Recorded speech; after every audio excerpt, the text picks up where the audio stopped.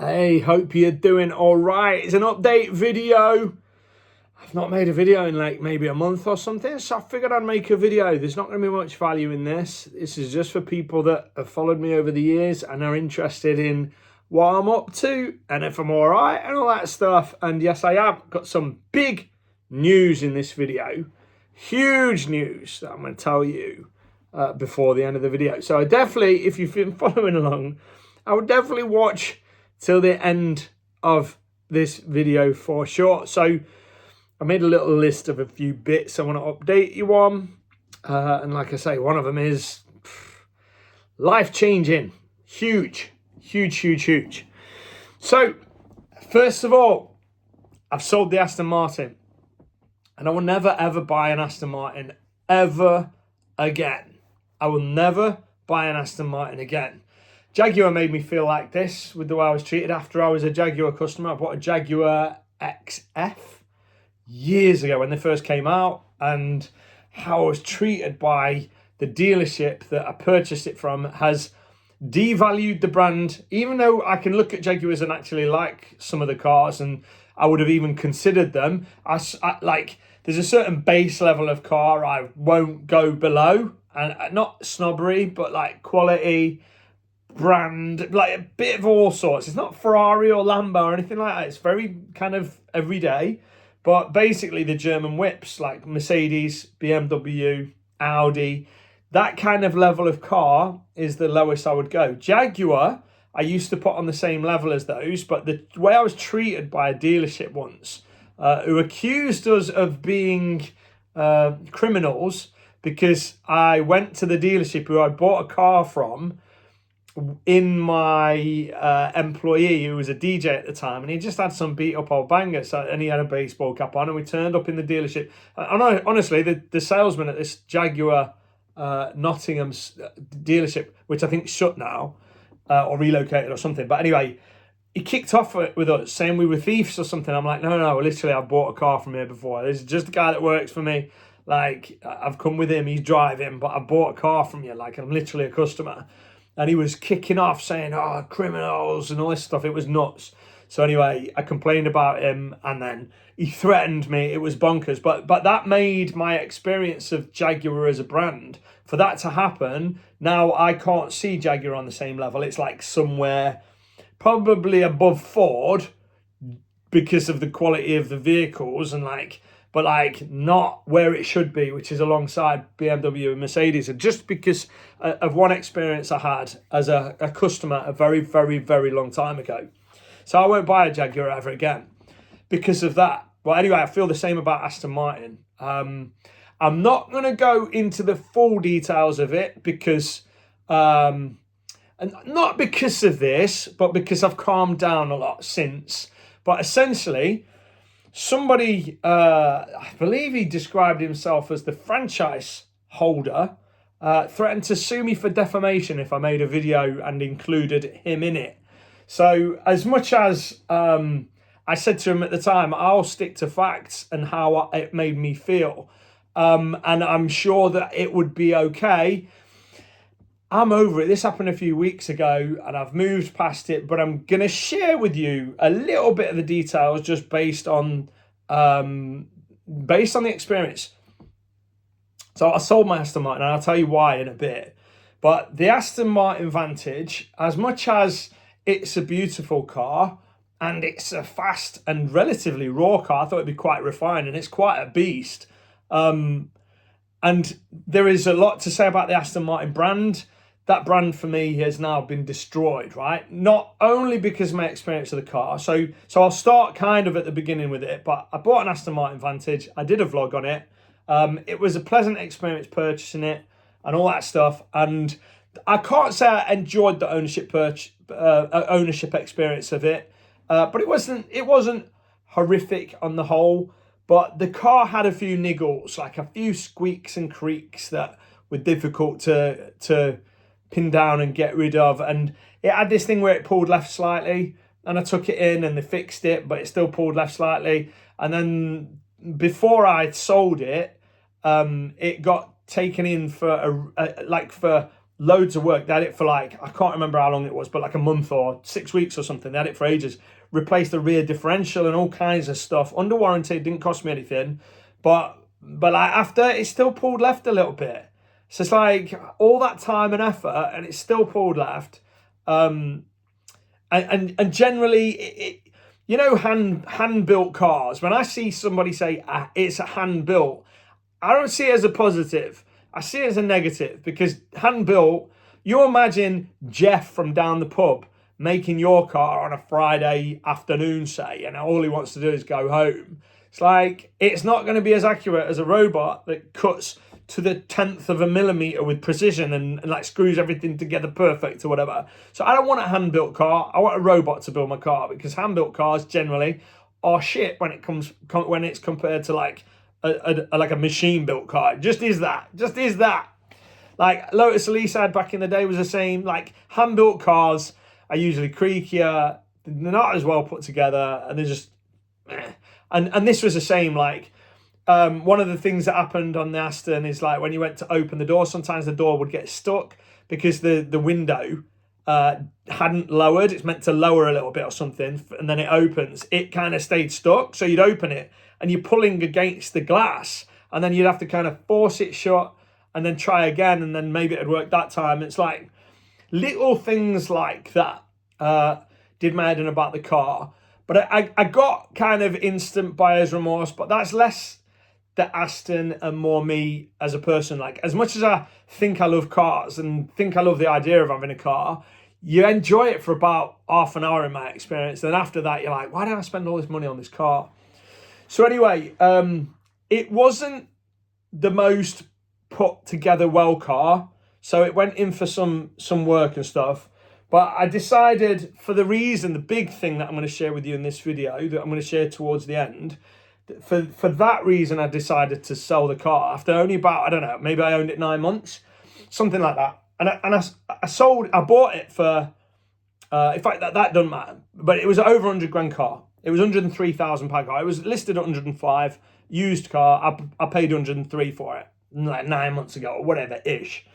So anyway, before I bought it, I put down, I sent a message to the people that had sold it to me, and that I've got no ill will towards the salesperson that sold it me. He's a great sales guy.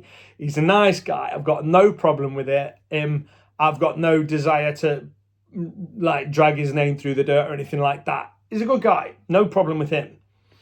And I could also say that there was an Ash and a James in the service department that were excellent. As much as the car didn't come back with all the things fixed, even after all that time, that I've never had a more attentive service than those guys. They were so good.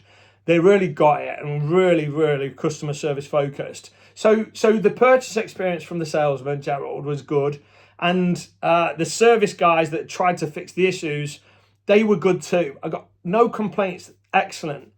And I'm not going to mention him, but the person that I spoke to about the issue I had really didn't handle it very well, and has, for me, destroyed the reputation of Aston Martin as a brand, and made me feel like I did with the Jaguar, whereby I won't buy a Jaguar again. I won't buy an Aston Martin ever again because of this one man. So let me just explain what happened. I purchased the car. When I purchased it, I'd noticed they'd put Matt Webley down and stuff in on the purchase thing. So I sent an email saying, look, please make sure on the V5 you put my actual name, which is Matthew Webley, not Matt Webley, just so I don't run into any issues or whatever. So it comes back and it got Matt Webley on the V5. Turns out that didn't end up causing me any problems, but I thought maybe it would at some point. But they got that wrong. Fair enough. I can't remember if I don't think I even said anything about it. Just took it on the chin, whatever. They got that wrong.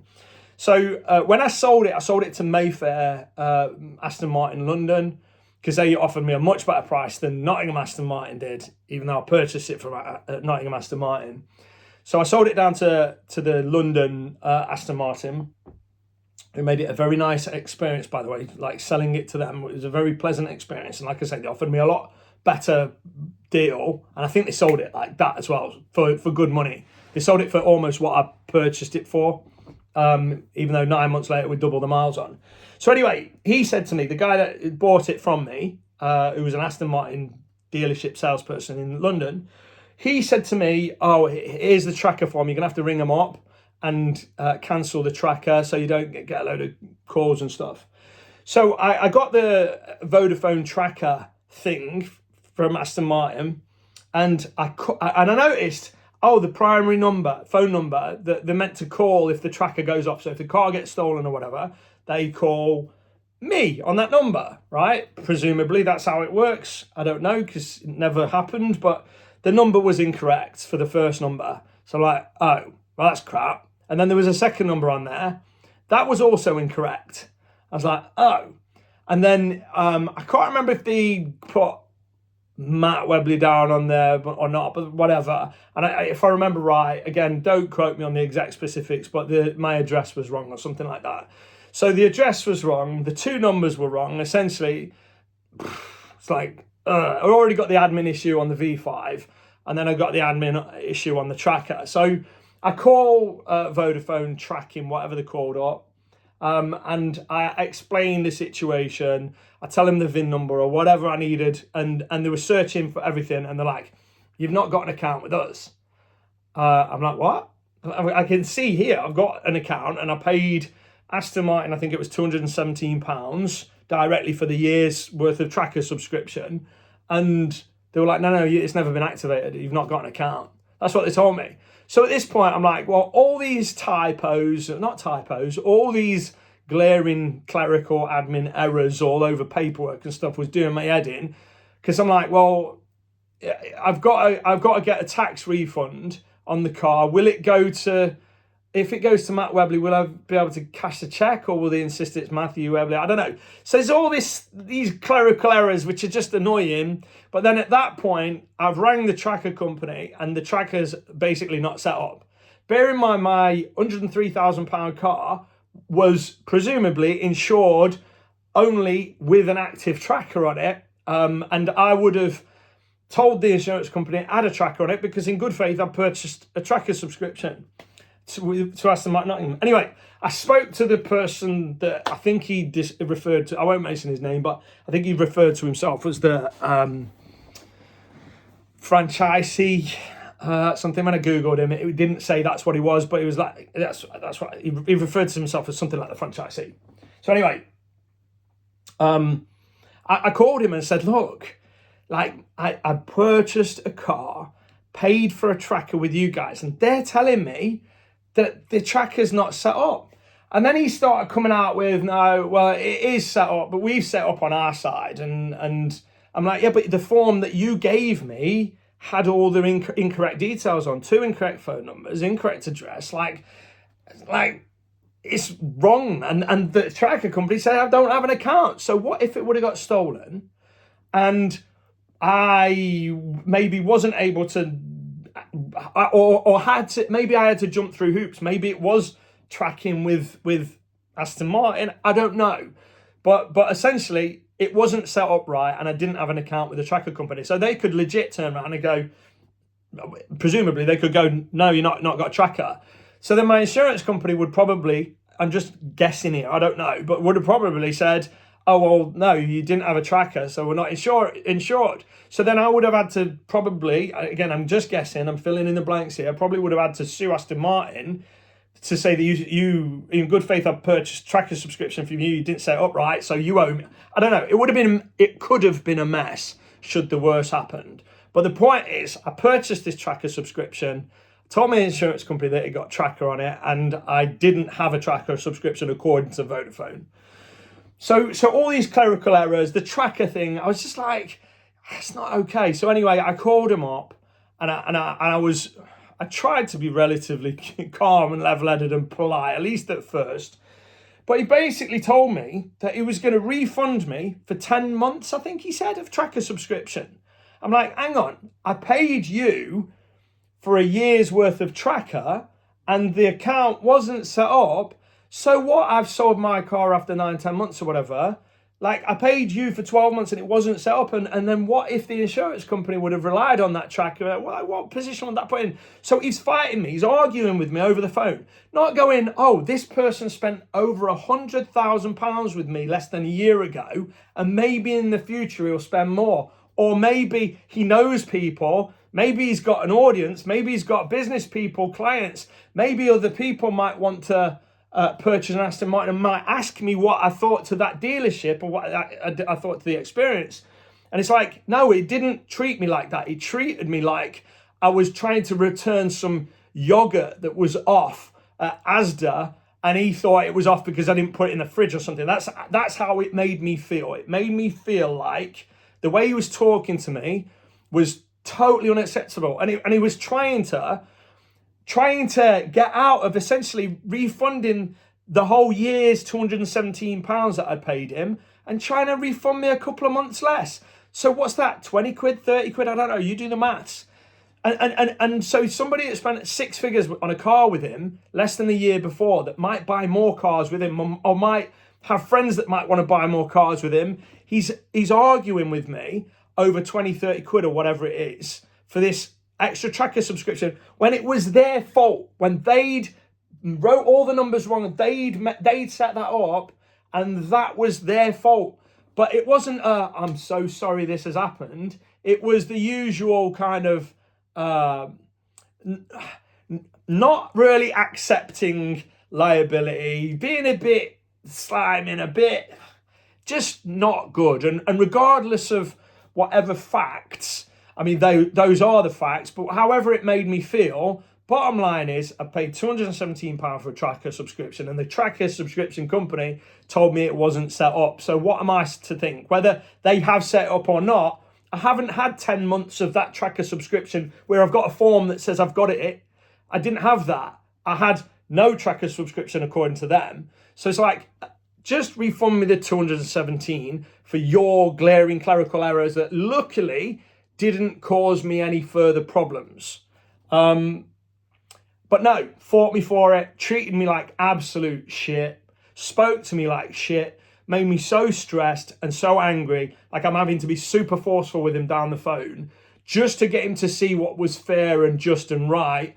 Not that there was any compensation involved or any, I'm so sorry this has happened, sir, or any, none of that. It was he made me feel like absolute shit. So as far as I'm concerned, even though the sales experience and the service experience were, at least from a staff point of view, were solid and positive, the experience of that, what do you call it, after care, after sales, I don't know, that experience of what they do when things go wrong and when it's clearly their fault, that experience has literally ruined Aston Martin as a brand to me. And I go as far as to say, when they're treating customers like that, when they've made mistakes and they're not going above and beyond and they're not doing what's right, what's right, just give me back the 217, that's all I wanted. But since you didn't actually activate my subscription like the form said, just give me that back. But no, they fought me for it. In the end, he agreed. And I got what was right. I mean, the bare minimum of what was right. But it has ruined any shreds of ownership experience and brand experience of Aston Martin to the point whereby I will never buy an Aston Martin again. And I would advise others not to. I have a bunch of entrepreneurs that are friends, associates, whatever, acquaintances that are rich, as you might say, and they speak very, very, very poorly of Aston Martin, to the point whereby I almost felt like, what's your problem? Like, all right, it's not a Lambo, but why you got this thing against Aston Martin? I have now joined the ranks of people that do not appreciate where that brand has been taken. So I know this is a long video. I should have made a video just about it, but I wouldn't buy an Aston Martin ever again. Definitely not from that dealership. That experience has been ruined for me, and it was awful. Awful. That one man, like I say, receptionist, lovely. Gerald, lovely guy, albeit there was a few errors, like these things happen, fine, but lovely guy. James, a mechanic, lovely guy. Ash, the sales guy, the service guy, lovely guy. Great team, great bunch.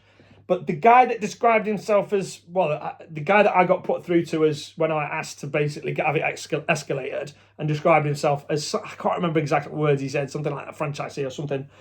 That guy, honestly, shouldn't have customers, especially people that come and buy six figures or multi-six figure cars. Obviously, mine was a used car that was a couple of years old, so it was like 103 grand. You know, some people are going in there and spending 200 plus, I imagine.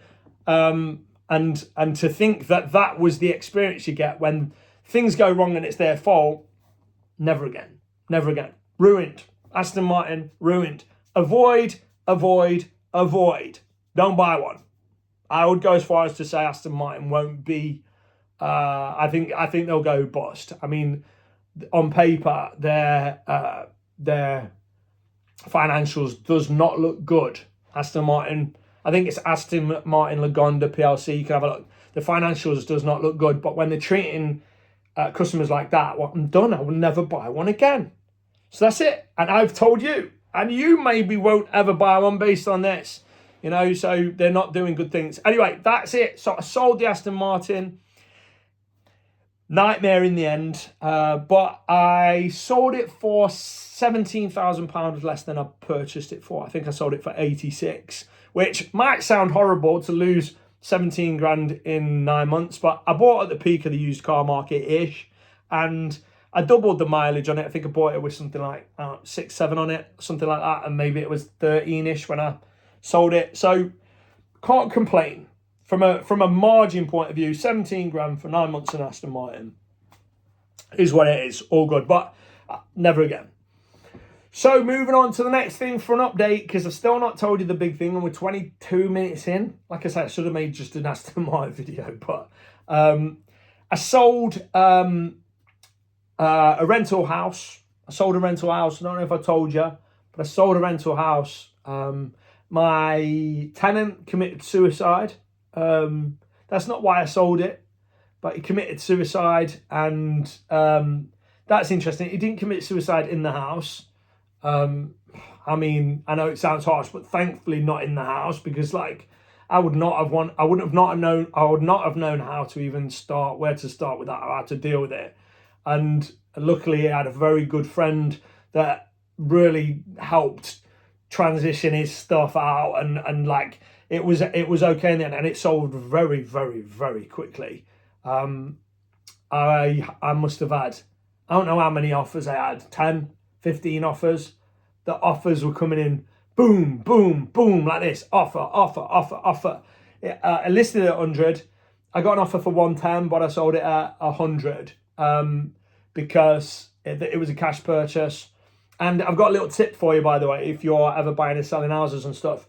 The lawyers in the transaction did the usual. Oftentimes, like the conveyancing lawyers, one side or the other, can put up so many roadblocks that almost not scuppers a deal, but definitely causes bumps in it. Like they were like, you need to tell us if the conservatory is less than this square feet, and if it's more than this square feet, then you either need to supply us with planning permission, or you need to pay at my cost for an insurance policy to cover against blah, blah, blah. I just wrote back, I've had so many offers on this. If you don't want it, don't have it. I'm not going to do any of that stuff. You're more than welcome to measure it yourself and take the keys or whatever. But I have no intention of ever going back to that property. If you don't want it, let me know and I'll sell it to somebody else. And honestly, I don't know if you've ever been through the house purchasing and selling process, but oftentimes the conveyancers can put a lot of hurdles in the way. And me dealing with it with a carefree attitude, like, made those problems go away. It melted resistance and they just did it. No more questions, no more nonsense, no more hoop after hoop, which you can often get. Just done. Just, yeah, okay, we bought it. Boom, and it went through super quick. I was happy with the price. Like I said, it was a cash purchase. Happy. One house down. As you might know, as I might have told you, I have no desire to own any UK rental properties anymore. I have fallen out of love with that industry. Buy to let market in the UK is an absolute joke. It's getting worse. Rules, regulations, red tape, just the nonsense that surrounds it. In the UK, buy to let landlords are treated as scum. I feel like once upon a time they were treated like almost put on a pedestal. Oh, you've got a property portfolio. It's not like that now. It's a spit and sawdust business model or investment model. And yes, you can make some money at it, but honestly, I don't think it's worth the hassle. So I've got a bunch of UK buy-to-let rental properties still, and one by one, as they come up, I'm getting rid. So I sold that house, that went. And as of today, I've had an offer on another house that's a lot more expensive. That one's closer to 200k, and that one, again, cash offer. I don't know if he's proved his funds yet, so it's not over the line. But if I had two cash offers, both strong, one I've accepted because he's a cash offer, and hopefully it'll go as carefree and nice as the last one did. So that's good news. Another one hopefully going, because again, those tenants, and that was my longest property. I bought it for 82 in auction almost 10 years ago, I guess. And it's closer to 200k now, so 180 or something like that. So it's made 100 grand in profit, and I'd maybe 60 grand's worth of rent over that time out of the tenants. So on paper, it looks quite good, doesn't it? Like it's made well over 100 grand in capital appreciation plus rent. So I shouldn't complain. But the tenants were, I don't want to say scumbags, but they didn't treat it well. And it came back to me needing, I don't know, if you're doing the work yourself, you need to spend 20 grand on it.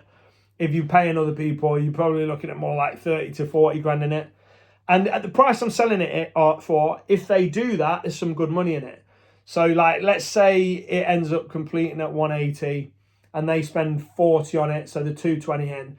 I saw one on the same street done up, go for 280. So there's some good money in there for it. I don't want to do the thing. I just want out. So I don't want to jump through the hoops. I definitely don't want to rent it out again. Yes, there'd be some money in it if I was to do it up. But honestly, I don't want to. I just want rid. And hopefully, fingers crossed, touch wood, that one's gone as well. Because like I say, buy-to-let property market in the UK is a bit of a joke, even though rents are strong and all that stuff. It's just not worth it. In my opinion, the government or the powers that be don't want small private landlords. They want large corporate, their large corporate buddies to own and control all the properties. And people like Lloyd's, I can't remember what the quote is, but Lloyd's Banking Group have basically said they want to, I think they've said something like they want to become the UK's biggest private landlord, I guess, or something like that.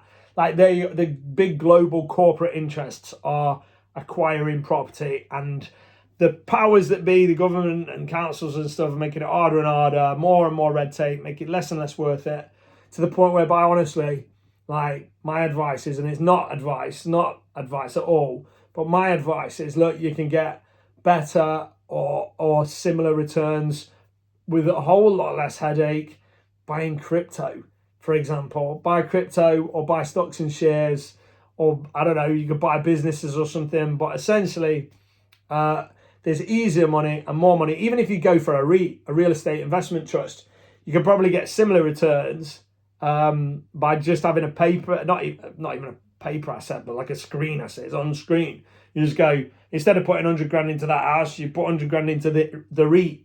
And the REIT, by law, has to pay you out.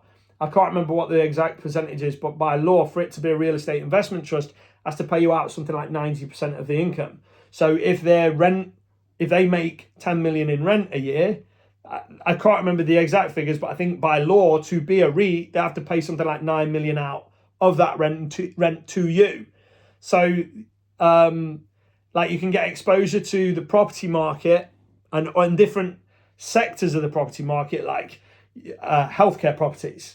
Like there's a company called Assura, or you could get exposure to like warehouse space. I can't remember, big box, I think that one's called, like warehouses or something, or industrial space, and you can get exposure to different aspects of the market, but no dealing with dodgy tenants, no red tape, no dealing with conveyances on the buy-in and the sell-in, no dealing with burst pipes or boilers or neighbourly disputes or whatever other nonsense that comes with owning property in the UK. You don't have any of that. You can just have the upside of hopefully capital appreciation and the income being paid out, but it's all numbers on a screen, not you having to deal with dodgy tenants or whatever. So yeah, sold one rental house, hopefully sold another rental house, but not quite there yet. It's already over half an hour, so I'll try and speed this up a little bit, but there's only a couple more points, or one point before the big one, which is the big one, and I should probably make a video all on its own. But Skewific, Amazon-based seller prep centre, has now got 5 members of staff. Bear in mind, this business is about 4 months old-ish, something like that. I think maybe we opened it 3-4 months ago, and now we've got 5 members of staff. I'm not here to pitch, but if you need prep done, essentially you buy pallets of stock from wholesalers, or you buy online arbitrage goods from Asda or Tesco or Argos or whatever. You can send that stuff to us. We'll prepare it, sticker it up, put it in boxes, weigh them, inspect it, all that stuff, waiting for you. Do all the labour, all the horrible, nasty work, and we send it to Amazon. So if you're interested, join our growing business. Each month, sales or units processed, should I say, which is sales as well for us, units processed just goes up. Like, we're even struggling to deal with it. Like, there's just so much of it. And every month so far, it's just growing and growing and growing. If you want to join us, though, then it's skuific.com, skuific.com. Join the family. Super low price. Got loads of other advantages, but I'm not here to pitch. So the last one that I'm going to mention for this video as an update, and this is huge to the point whereby I should probably make a video all on its own. We are, drumroll, moving to Dubai. Happening. It's happening. We are leaving the UK forever. Obviously, we'll be back at Christmas, and we'll be back maybe at summer and things like that. Like, we're still going to come back on occasion. But as far as living, we are leaving the UK with no intention of ever returning. So obviously we're UK citizens. If we ever have to come back, something went seriously wrong, maybe with the world, I wouldn't rule out some kind of World War III craziness. But if that happened, I'm not sure I'd want to be here anyway, because we'd be front and centre of like garbage, especially with what the government's coming out with, bloody draft, like forcing kids to go to do military service or whatever, and they're on about drafting people and all that stuff. Like, no, just no, not fighting your wars, old man, not sending all our kids to die. No, just no. But anyway, regardless, that's not why I'm moving. We are moving to Dubai, so we're in the process of doing so. So we'll still be here for a bit, but yeah, at some point we're moving to Dubai. Like, it's happening. I'm setting up my company as we speak. It's going through the process, and then it's a matter of getting residency visas, which shouldn't take that long. And then it's, when do we want to go? But it will be this year. It will be relatively soon. And yeah, we're moving to Dubai. So that's that. I won't labour the point. If you've got any thoughts on anything that I've said in this video, by all means, put them down below. I read all the questions, I read all the comments and stuff, and happy to answer them and or make videos on anything you're interested in. But yeah, I thought I'd make an update because it's been a while. But like, life is definitely getting interesting. Just from that alone, isn't it? Moving to Dubai. So thanks for watching. I'll see you next time. Love you. Bye bye.